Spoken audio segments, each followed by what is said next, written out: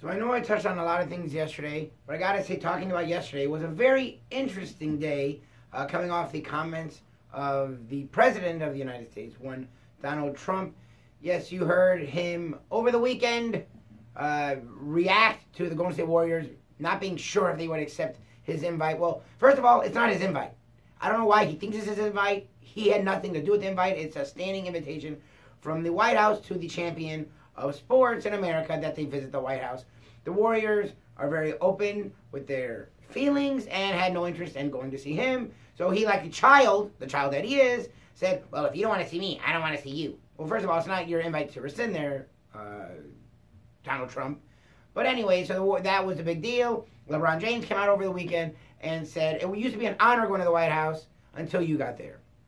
And then Donald Trump had a rally in Alabama, went and said some very weird things. Because what's funny is, the Colin Kaepernick topic had settled down. The quarterback playing the NFL is not good. And there's a lot of guys, including his former home in San Francisco, that do not belong in the NFL. So you would think, no matter with all what's going on, eventually he'd get a job. Well, of course, Donald Trump had opened his mouth because he had nothing else to say, and his base is honed around this. So he slammed NFL players, said they should be fired, and the NFL fought back, and Roger Goodell said, no, they shouldn't be fired. Our men are good men. The owner stood up, and it was very interesting to see what we saw Sunday. And then yesterday was something I don't think I've ever seen. LeBron James, the biggest star in the world, as media days are here for the NBA, camps here this week, LeBron James sat there and talked about a lot of things, and talked mostly for a good 10 minutes about Donald Trump.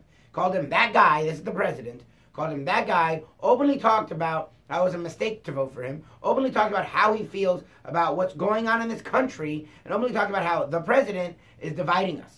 Whatever you believe in, I thought it was interesting because I've never seen an athlete of that caliber ever. Even unless you go back to Ali, who literally lost his ability to fight because of his political beliefs. We haven't seen an athlete in my time. Michael Jordan famously said Republicans buy shoes too, meaning I'm not going to say how I feel. Well, LeBron James, the biggest athlete in the world, had no problem saying how he felt, including Greg Popovich, the president of the biggest basketball organization in the world, the most winning basketball organization in the last 2 decades, openly, an Air Force man, a very high-ranking Air Force man before he got into basketball, openly said how he felt and felt the way the president was acting was deplorable. Again, feel however you feel. It's just interesting to me that I've never seen people in the sports world of this high caliber ever come out this open with their political beliefs.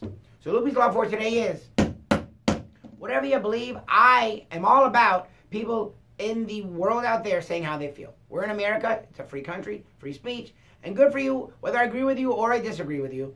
I think it's pretty cool that people in the public eye want the children to hear how they feel and want the world to be a better place. This is Loopy's Law.